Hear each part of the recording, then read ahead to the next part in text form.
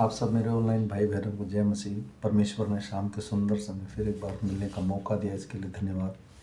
आइए हम प्रार्थना करेंगे।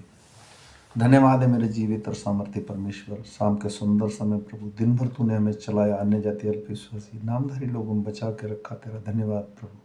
प्रत्येक जन ऑनलाइन सुनने वाले को पवित्र आत्मा दे, ताकि प्रभु जी छू ले, ताकि वो मसा करने पाए प्रभु जी, तेरे वचन को ग्रहण कर सके। ये मन्ना प्रभु जी, आज का मन्ना ले सकें प्रभु जी। मैं आशा करता हूँ प्रभु जी, शाम के सुंदर समय अपने सबको छू लिया प्रभु जी। ओ प्रभु, कोई बीमारी में, कोई दुख में, कोई चिंता में, कोई परेशानी में प्रभु, उसके लिए सीधा मार्ग निकाल, ताकि प्रभु चौरस मार्ग बना, ताकि प्रभु जी वो तुझ तक पहुँचने के लिए मार्ग खोल सके और प्रभु अपनी परेशानियों से निकल कर तेरी स्तुति और महिमा करने लायक बना सकें। प्रभु, जब हम पाप ही में थे तूने हमें चुन लिया और अपना अनुग्रह, दया और कृपा किया, इसके लिए तेरा धन्यवाद प्रभु जी।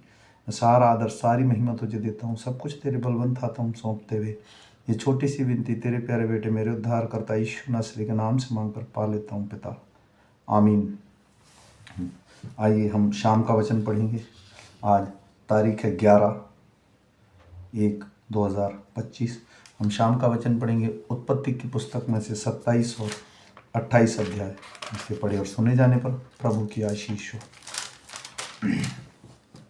जब इसहाक बूढ़ा हो गया और उसकी आंखें ऐसी धुंधली पड़ गई कि उसको सूझता ना था, तब उसने अपने जेठे पुत्र एसाव को बुलाकर कहा, हे मेरे पुत्र। उसने कहा, क्या आज्ञा? उसने कहा, सुन, मैं तो बूढ़ा हो गया हूँ और नहीं जानता कि मेरी मृत्यु का दिन कब होगा, इसलिए अब तो उसका तरकश और धनुष आदि हथियार लेकर मैदान में जा और मेरे लिए आहेर करके ले आ।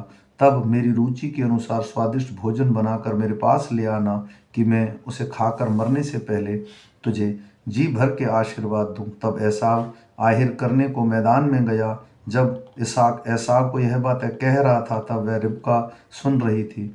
इसलिए उसने अपने पुत्र याकूब से कहा, सुन, मैं तेरे पिता को तेरे भाई एसाव से यह कहते सुना, तू मेरे लिए आहेर करके उसका स्वादिष्ट भोजन बना, कि मैं उसे खाकर तुझे यहोवा के आगे मरने से पहले आशीर्वाद दूं। इसलिए अब हे मेरे पुत्र, मेरी सुन और यह आज्ञा मान कि बकरियों के पास जाकर बकरियों के 2 अच्छे अच्छे बच्चे ले आ, और मैं तेरे पिता के लिए उसकी रुचि के अनुसार उसके मांस का स्वादिष्ट भोजन बनाऊंगी। तब तू उसको अपने पिता के पास ले जाना और वह उसे खाकर मरने से पहले तुझको आशीर्वाद दे। याकूब ने अपनी माता रिबका से कहा, सुन, मेरा भाई एसाव तो रोएदार पुरुष है और रोहमहीन पुरुष है। कदाचित मेरा पिता मुझे टटोलने लगे तो मैं उसकी दृष्टि में ठग ठहरूंगा और आशीष के बदले शाप ही कमाऊंगा। उसकी माता ने उससे कहा, हे मेरे पुत्र, शाप तुझ पर नहीं मुझ पर पड़े। तू केवल मेरी सुन और जाकर के वे बच्चे मेरे पास ले आ। तब याकूब जाकर उसे अपनी माता के पास ले आया और माता ने उसके पिता की रुचि के अनुसार स्वादिष्ट भोजन बना दिया। तब रिबका ने अपने पहलौठे पुत्र एसाव के सुंदर वस्त्र में से उसके पास घर में थे लेकर अपने छोटे पुत्र याकूब को पहना दिए और बकरियों के बच्चों की खालों को उसके हाथ में और उसके चिकने गले में लिपटा दिया, और वह स्वादिष्ट भोजन और अपनी बनाई हुई रोटी भी उसके पुत्र याकूब के हाथ में दे दी। तब वह अपने माता पिता के पास गया और कहा, हे मेरे पिता। उसने कहा, क्या बात है?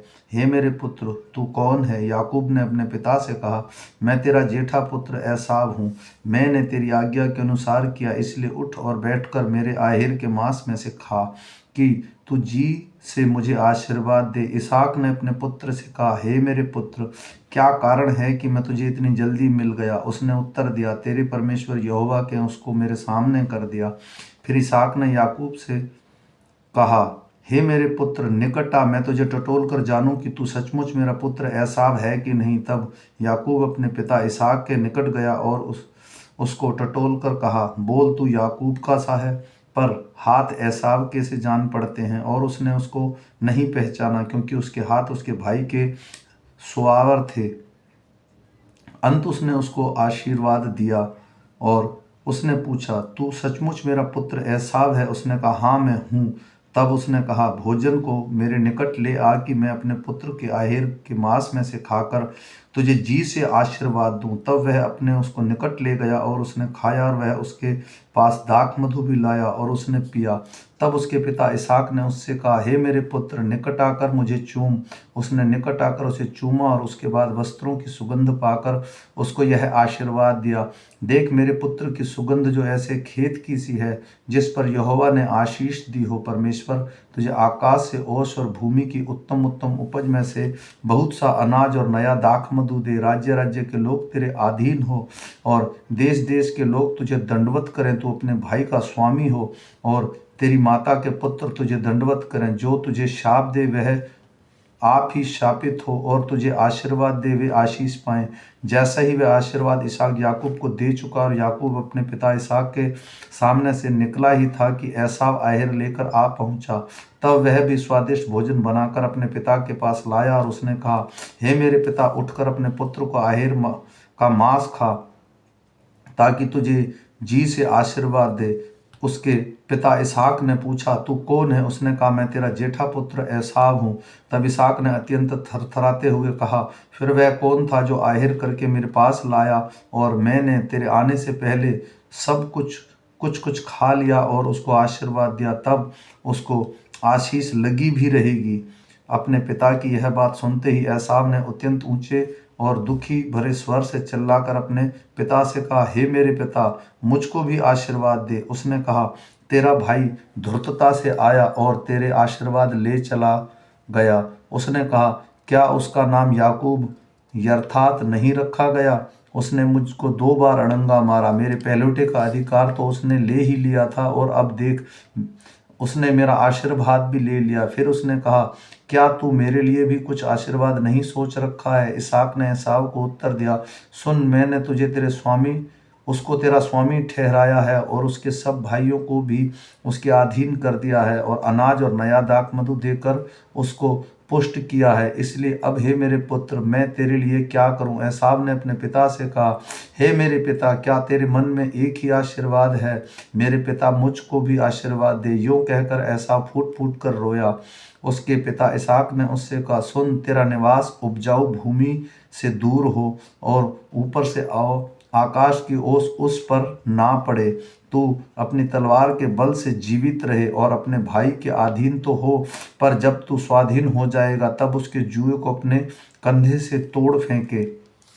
एसाव ने तो याकूब को अपने पिता के दिए हुए आशीर्वाद के कारण बैर रखा, और उसने सोचा, मेरा पिता तो अंतकाल का दिन निकट है, फिर मैं अपने भाई याकूब को घात करूंगा। जब रिबका को उसके पहलौठे पुत्र एसाव की ये बातें बताई गई, तब उसने अपने छोटे पुत्र याकूब को बुलाकर कहा, सुन, तेरा भाई एसाव तुझे घात करने के लिए अपने मन में धीरज धरे हुए है। इसलिए अब है मेरे पुत्र, मेरी सुन, और हारान को मेरे भाई लाबान के पास भाग जा, और थोड़े दिन तक, अर्थात जब तक कि तेरे भाई का क्रोध ना उतरे, तब तक उसी के पास रहना। फिर जब तेरे भाई का क्रोध तुझसे उतरे और जो तू काम तूने उससे किया है उसको वह भूल जाए, तब मैं तुझे वहां से बुलवा भेजूंगी। ऐसा ना हो कि एक ही दिन में तुझे और दोनों को रहित होना पड़े। फिर रिबका ने इसहाक से कहा, हित्ती लड़कियों के कारण मैं अपने प्राण से घिन्न करता हूँ, इसलिए यदि ऐसी हित्ती लड़कियों में से जैसे इस देश में लड़कियां हैं,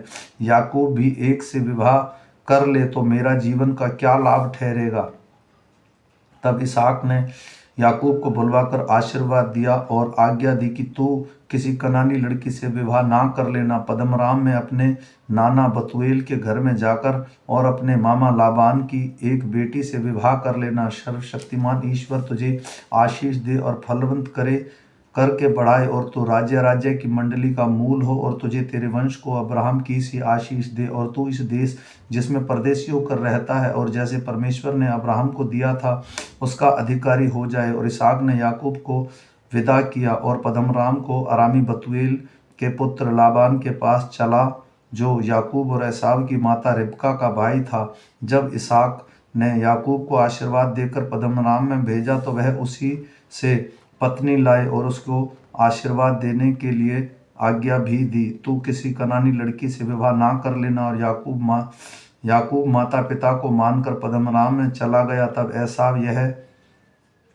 सब देख के और यह सोचकर कि कानानी लड़कियों के पिता इसाक को बुरी लगती हैं। और अब्राहम के पुत्र इस्माइल के पास गया और इस्माइल की बेटी महलेत को, जो नयाबोत की बहन थी, ब्याह कर अपनी पत्नियों में मिला लिया। याकूब बेरशेबा में मिलाकर हारान की ओर चला और उसने किसी स्थान में पहुंचकर रात वहीं बिताने का विचार किया। क्योंकि सूर्य अस्त हो गया था, इसलिए उसने उस स्थान में पत्थरों से एक पत्थर को अपने लिए तकिया बनाकर रखा और उस स्थान में सो गया। तब उसने स्वप्न में क्या देखा कि एक सीढ़ी पृथ्वी से खड़ी है और उसका सिरा स्वर्ग तक पहुंचा हुआ है, और परमेश्वर के दूत ने उस पर चढ़ते उतरते हैं। और यहोवा उसके ऊपर खड़ा होकर कहता है, मैं यहोवा तेरे दादा अब्राहम का परमेश्वर और इसहाक का भी परमेश्वर हूँ। जिस भूमि पर तू लेटा है उसे मैं तुझी को, तेरे वंश को दूंगा, और तेरा वंश भूमि की धूल के किनकों के समान बहुत होगा, और पश्चिम पूरब उत्तर दक्षिण की ओर फैलता जाएगा। और तेरे वंश के द्वारा पृथ्वी के सारे कुल आशीष पाएंगे। और सुन, मैं तेरे संग संग रहूंगा, और जहाँ कहीं तू जाए वहीं तेरी रक्षा करूंगा, और तुझे इस देश से लौटा ले आऊंगा, और मैं अपने कहे हुए उस जब तक पूरा ना कर लूं तब तक तुझको ना छोड़ूंगा। तब याकूब जग उठा और कहने लगा, निश्चय इस स्थान में यहोवा है, और इस बात को ना जानता था। और भय खाकर उसने कहा, यह स्थान क्या ही भयानक है, यह तो परमेश्वर के भवन को छोड़ और कुछ नहीं हो सकता, वरन यह स्वर्ग का फाटक ही होगा। भोर को याकूब उठा और अपने तकिए के पत्थर को लेकर उसका खंभा खड़ा किया और उसके सिरे पर तेल डाल दिया, और उसने स्थान का नाम बेतेल रखा, पर उस नगर का नाम पहले से लूज था। तब याकूब ने यह मन्नत मानी, यदि परमेश्वर मेरे संग रहकर इस यात्रा में मेरी रक्षा करे और मुझे खाने के लिए रोटी दे और पहनने के लिए कपड़ा दे, और मैं अपने पिता के घर में कुशल क्षेम से लौट जाऊं, तो यहोवा मेरा परमेश्वर ठहरेगा, और मैं यह पत्थर जिसका मैंने खंभा किया है परमेश्वर का भवन ठहरेगा। और जो कुछ तू मुझे दे उसका दशमांश मैं अवश्य ही तुझे दिया करूंगा। आमीन। सबको प्रेस द लॉर्ड। जय मसीह की। ये वचन मैं सिर्फ मसीह लोगों के लिए पढ़ता हूँ। अगर कोई परमेश्वर को जानना चाहता है तो वो सादर आमंत्रित है। इसलिए आज हमने पढ़ा कि किस तरह से छोटे भाई ने बड़े भाई का आशीर्वाद ले लिया और वो वहाँ से चला गया। लेकिन इसमें एक छोटी सी बात ये थी कि उसने अपनी माँ से कहा कि ये श्राप मुझ पर पड़े। उसने कहा, ये तुझ पर नहीं बेटे, मुझ पर ही पड़े। तो इसलिए वो याकूब वहाँ से चला गया, और एसाव ने जो कनानी लड़कियों से शादी कर ली क्योंकि उसको नहीं मिला।